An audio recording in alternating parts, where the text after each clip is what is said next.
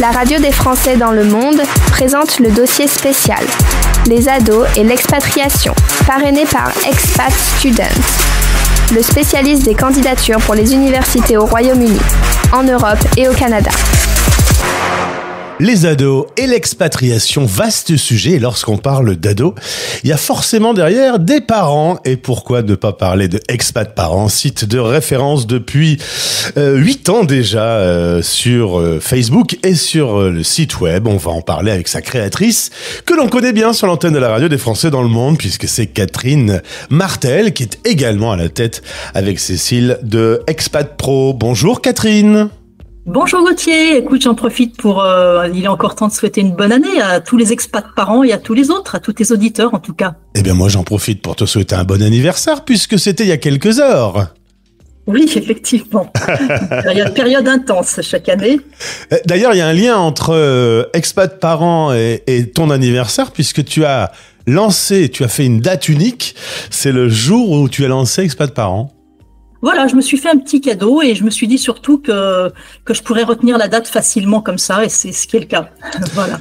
Tu as vécu 16 ans en expatriation, en famille, dans plusieurs pays. Au moment où on se parle, tu es d'ailleurs à Florence, en Italie. Ça va, c'est pas mal comme destination, hein, jolie ville. Oui, je m'y plais tout à fait. Alors, en revanche, il faut mettre un petit peu tes fiches à jour parce que les 16 ans sont devenus 20 maintenant. Ah zut, ça fait... Ah bah oui, ça n'arrête plus.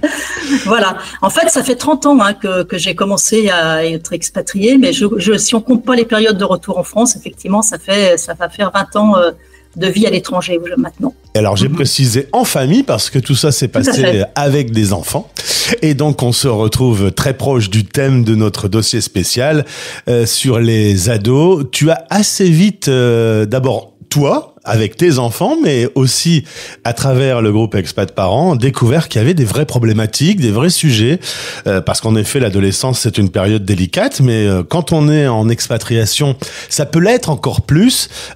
Raconte-moi un peu la genèse de Expat Parents. C'est en fait lié effectivement à mon expérience personnelle avec on a 3 enfants qui sont grands maintenant aujourd'hui, qui sont même plus des adolescents, mais qui sont de jeunes adultes. Et en fait, tous les 3 ans, ils ont changé de pays avec nous. Il y en a même un qui est né en route à Chypre. Et chaque fois, je constatais que les périodes les plus difficiles, effectivement, c'était plutôt les retours en France. Donc, notamment lors d'un retour en France particulièrement pénible pour 2 d'entre eux, je me suis quand même posé la question d'essayer de comprendre pourquoi. Bon, c'est vrai que moi, je suis psychologue de formation, donc ça m'amène effectivement à essayer de comprendre ce genre de choses. On a une famille lambda, pas de problème particulier. C'était d'excellents élèves à l'étranger, donc voilà, je comprenais pas pourquoi quand ils étaient en France, c'était pas pareil. Et j'ai cherché des ressources, j'en ai trouvé assez peu finalement, j'en ai trouvé quelques-unes en anglais, mais en français pas grand-chose. Donc comme chaque fois, quand il me manquait quelque chose, je me suis dit que ça manquait à d'autres, je me suis retroussé les manches et je me suis dit, écoutez, allons-y, essayons de faire un site pour proposer des ressources à ces familles en fait, et parce que les parents sont effectivement démunis quand leurs ados ou leurs enfants ne vont pas très bien. Et donc, il y a eu la création d'un groupe Facebook sur lequel aujourd'hui, il y a du monde. Hein. Je crois qu'actuellement, on doit être 18 600. Je ne sais pas combien il y a eu de personnes depuis le début, mais c'est encore bien plus que ça. Tu me parlais justement des sujets qui étaient abordés sur ce groupe. Est-ce que tu peux me résumer un peu ? Alors, en gros, on peut comme rappeler qu'il y a des phases importantes avant de partir, une fois qu'on est sur place, et puis tu as évoqué déjà le retour. Est-ce que tu peux me faire un petit éventail des questions qui sont revenues le plus souvent ? Alors quand je dis questions, souvent c'est plutôt un problème d'ailleurs. Oui, alors en fait, c'est vrai que les avantages liés à l'expatriation, que ce soit pour les enfants ou les ados, on en parle assez souvent. On parle de capacité d'adaptation, du développement de cette capacité, d'ouverture d'esprit à différentes cultures, des bénéfices sur le plan de l'apprentissage des langues. Bon, voilà, ça c'est facile à aborder. Quand ça va, ça va. Quand ça va, ça va. Voilà.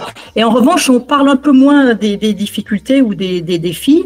Alors, et donc c'est bien sûr là-dessus que j'ai voulu permettre aux personnes de s'exprimer pour pouvoir partager leur expérience, pour s'entraider. Alors sur les questions qui reviennent les plus souvent, ça serait difficile parce que c'est extrêmement varié. Mais je dirais c'est tout ce qui est... alors c'est davantage d'ailleurs sur les ados que sur les enfants, parce que je pense qu'effectivement les enfants... ils suivent plus facilement le mouvement. Pour les adolescents, il se trouve le fait de devoir chaque fois quitter leurs amis, notamment leur père. Et c'est vrai qu'à l'adolescence, c'est quelque chose sur le plan de la construction d'identité qui est quand même primordial. Donc, c'est vrai que l'expatriation fait vivre aux ados un petit peu l'inverse de ce qu'ils devraient vivre normalement. C'est-à-dire, ça les éloigne de leurs amis et de leur père, et ça les colle, ça les rattache à leurs parents dont ils aimeraient un petit peu se distancer. Donc voilà pourquoi je pense que c'est une période particulièrement difficile pour les ados en expatriation, et du coup aussi pour leurs parents qui se sentent un peu démunis parce qu'ils savent pas trop comment les accompagner.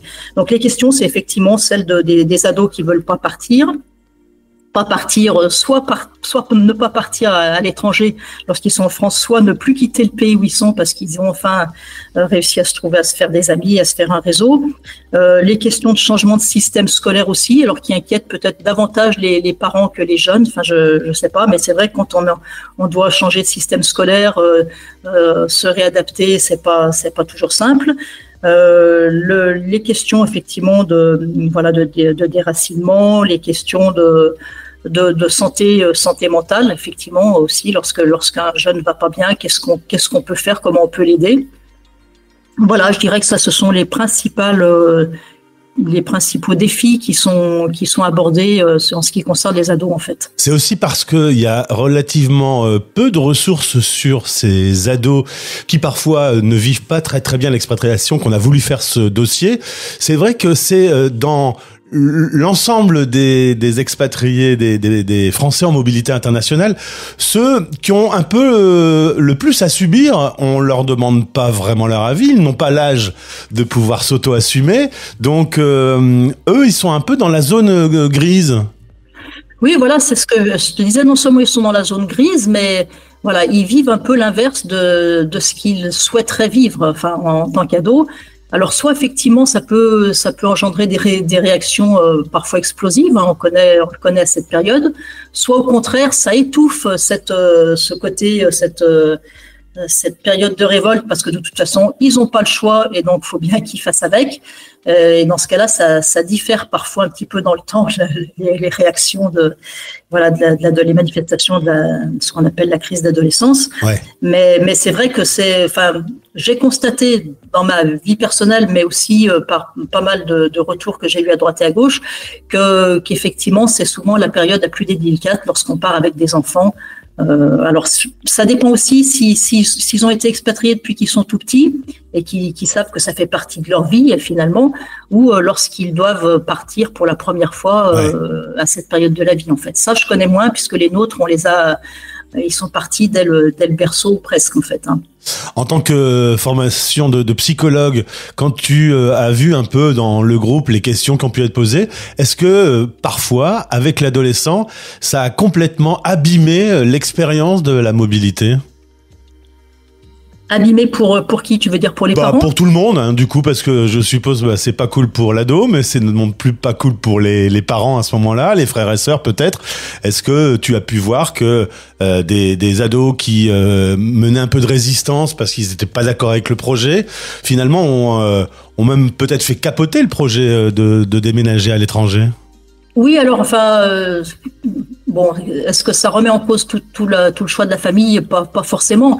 Il y a différentes solutions. Je pense que tu vas l'aborder d'ailleurs dans certains des dossiers avec d'autres experts qui viendront s'exprimer à ce sujet. Mais par exemple, si je pense à la scolarité, pour certains choisissent de rester en France et d'être scolarisés dans un internat, par exemple. D'autres optent pour l'enseignement à distance ou des solutions un peu hybrides. Voilà, il y a parfois il y a toujours, il faut essayer toujours de trouver une solution qui remet pas forcément en cause toute l'expatriation. Bon, après, si vraiment il y a quelqu'un dans la famille qui est vraiment très mal, oui, ça arrive certaines fois que du coup les parents en arrivent à se poser la question de se dire bon ben finalement c'est pas la bonne période ou c'est pas le bon moment. Ouais. On rentre en France quelques années, ou alors parfois l'un des parents, c'est souvent la mère, reste en France avec le jeune le temps par exemple qu'il ait terminé un certain cycle d'études, et ce qui donne lieu à du célibat géographique, ce qui n'est pas toujours facile non plus pour la famille. Voilà, ça fait partie effectivement des thématiques qui sont abordées. Après, c'est un choix des parents et de la famille de décider de poursuivre malgré les difficultés ou de renoncer au projet. Avec le recul que tu as et quand tu as vu les différents problèmes qui ont pu être soulevés, est-ce que au final ce sont des problèmes éphémères? Je veux dire par là que au final l'ado ne se rend-il pas compte que c'est un très gros plus pour lui, pour son cursus, pour son expérience, pour sa propre vie, et que au final les problèmes se transforment quasiment toujours en atouts? Alors, je pense que l'ado, je ne sais pas s'il s'en rend compte sur le moment. Enfin, peut-être il en a quand même conscience d'une certaine façon, mais je pense qu'il s'en rend compte surtout par la suite. Donc, c'est dans ce sens-là, c'est pas forcément une aide sur le moment. En fait, hein. On a beau lui dire, tu verras, ça te sera utile plus tard. Il faut que le temps passe un peu. Sait bien, voilà, on sait bien que ça, c'est pas comme ça que ça fonctionne. En revanche, je pense aussi que ces atouts-là, on les retrouve dans le fait que beaucoup de ces jeunes, au fond, lorsqu'ils envisagent des études supérieures, beaucoup d'entre eux finalement font le choix d'aller faire leurs études à l'étranger plutôt que de rentrer en France. Donc ça, je le constate. Enfin, j'ai d'ailleurs de plus en plus de parents qui rejoignent le groupe Expat Parents parce que leurs jeunes vont partir étudier à l'étranger. Et donc là, ils cherchent d'autres ressources et d'autres façons de les aider. Ça, c'est une évolution depuis 2-3 ans qui est assez nette. En tout cas au niveau des parents qui rejoignent mon groupe. Donc pour dire que les atouts, et visiblement ils les ont, enfin notamment le goût pour l'international, il y en a quand même beaucoup qui le font, qui l'intériorisent et qui en font un atout pour la suite de leur parcours. Et puis, mais sur le moment, ça peut être quand même parfois un peu âpre. Alors il y a l'ado et ses parents, et puis parfois c'est les parents qui eux-mêmes ont des problèmes entre eux. Peut-être que cette expérience les a un peu abîmés. Les ados subissent pour toi à ce moment-là? Oui, mais alors là, je pense pas que ça ait de lien. Je pense pas que ça soit très différent en expatriation, ouais, ou lorsqu'il y a des problèmes dans la famille en France. Hein. Bien sûr que les difficultés entre les parents ont toujours des répercussions sur les enfants, et vice versa. Je veux dire, quand il y a un ado qui va mal, ou un enfant, comme je le disais tout à l'heure, les parents sont démunis, et ça peut aussi créer des tensions dans le couple, dans la mesure où la perception de la situation peut être différente entre les deux, et peut créer effectivement des tensions, voire des conflits un peu entre les parents, avec parfois des reproches qui partent dans un sens ou dans l'autre, ou des sentiments de culpabilité d'un parent, de l'autre. Voilà, enfin, toutes les situations sont... Tous les cas de figure existent. Oui, il y a tous les cas de figure, et voilà, et c'est un petit peu pour répondre à tous ces cas de figure que j'avais envie que les personnes concernées au fond puissent partager leurs expériences et essayer de s'entraider. Alors le site lui propose des articles, hein, c'est des articles de fond, c'est pas des publics rédactionnels. Ils ont été rédigés par des personnes qui avaient été expatriées, ou qui l'étaient ou qui le sont encore, et qui m'ont contacté et qui avaient envie justement qui avaient une compétence particulière et qui avaient envie de la partager avec les personnes du site, avec les personnes du groupe, et c'est comme ça que c'est un projet à base qui est plutôt collaboratif. C'est comme ça que je l'ai conçu en tout cas. Pour conclure, Catherine, nos parents qui nous écoutent aux quatre coins du monde, on a des auditeurs vraiment dans tous les pays du monde. À quel moment ils doivent se tourner vers Expat Parents? Quand ils sentent que ça commence à gratter, parce que ma question sous-jacente, c'est faut peut-être pas attendre que ça aille trop loin dans la problématique? Non, alors écoute, sur Expat Parents, heureusement, il n'y a pas que des parents qui viennent parce qu'ils rencontrent des difficultés avec leurs enfants, leurs ados ou leur expatriation. C'est quand même aussi souvent bien plus joyeux que ça, heureusement. C'est vraiment un site, un groupe consacré à l'expatriation en famille. Donc tous les sujets sont abordés, y compris lorsqu'on cherche, qu'on va partir dans une nouvelle destination. Il y en a beaucoup qui disent je pars à tel endroit, est-ce que vous avez des infos pour ceci, cela, la scolarité, avancé. J'ai d'ailleurs fait des dossiers, on a des dossiers sur le groupe Expat Parents concernant les différentes destinations où chacun l'a alimenté avec des ressources, des infos. Donc non, c'est vraiment un lieu d'échange et d'entraide, comme je le dis. Et donc, quel que soit le sujet, que ça peut être il y en a beaucoup qui viennent avant de partir en expatriation pour savoir un petit peu où est-ce qu'ils mettent les pieds, pendant l'expatriation, lorsqu'ils vont rentrer en France. Enfin, vraiment, c'est très très large. C'est tout ce qui peut concerner une famille expatriée est abordé. Donc, j'allais dire, c'est infini. Bon, et puis on peut rappeler, puisque Expat Pro est partenaire de ce dossier Les ados et l'expatriation, que tu as également développé avec Cécile donc une plateforme qui réunit des experts qui vont pouvoir vous accompagner, vous aider aussi dans les différentes problématiques liées à la mobilité internationale. Et on va écouter un certain nombre d'experts que vous nous avez envoyés pour répondre à cette grande problématique des ados. Voilà, effectivement, on a créé ce deuxième site pour permettre justement à Expat Parents de garder son identité et de pas mélanger les activités professionnelles et puis ce côté plus tourné vers la parentalité, vers l'échange d'expériences. Et voilà, donc c'est deux projets différents mais complémentaires sans doute, effectivement. Merci beaucoup d'avoir présenté Expat Parents à nos parents auditeurs aujourd'hui. Au plaisir de te retrouver du coup. Avec plaisir, Gauthier, mais bien sûr, comme toujours. Les ados et l'expatriation, en partenariat avec les experts du réseau Expat Pro. Dossier parrainé par Expat Students, le spécialiste des candidatures pour les universités au Royaume-Uni, en Europe et au Canada. expatstudent.fr